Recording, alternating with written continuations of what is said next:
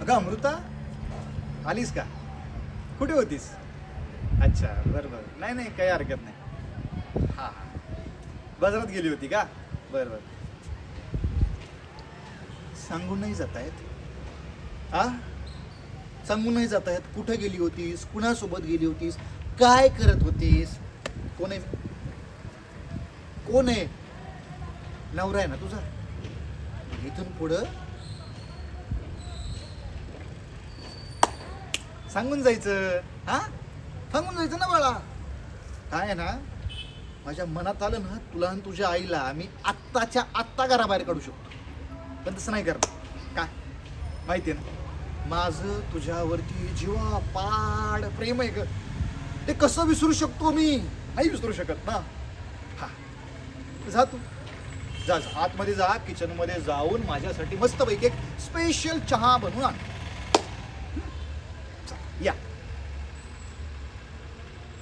अरे मेवणीबाई, तुम्ही आलात का? बरं झालं तुम्ही आलात. नाही, मी तेच म्हणत होतो आत्ता अमृताला की मंजू म्हणजे आपल्या मेहुणीबाईसाठी चहा ठेव. म्हणजे कसं, तुमच्यासाठी चहा ठेवला म्हणजे माझ्यासाठी चहा ठेवल्यासारखं नाही. तसं मी चहा घेत नाही, पण आता हा, आता तुम्ही एवढा आग्रह करताच आहात तर मग मी थोडासा घेईन. नाही घेईन. बसा ना मेहुणीबाई, बसा बसा. तुमच्यासाठीच सोपा आहे घरातला.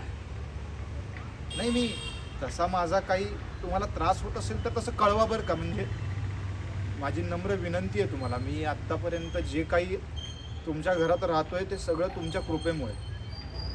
प्लीज, अहो खरंच तुमचे माझ्यावरती खूप खूप उपकार आहेत मेहुणीबाई.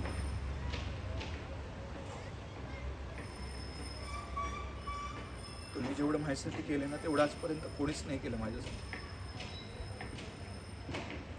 एक माझी आई होती, आणि त्यानंतर ना आत्ता ही आई आहे. मेहुणीबाई, मी तुमचे कसे आणि केवढे उपकार फेडू ना, हेच मला कळत नाही. मी तुमचं आयुष्यभर ऋणी राहिलो.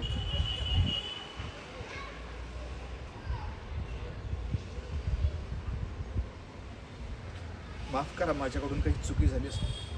प्लीज माफ करा मला.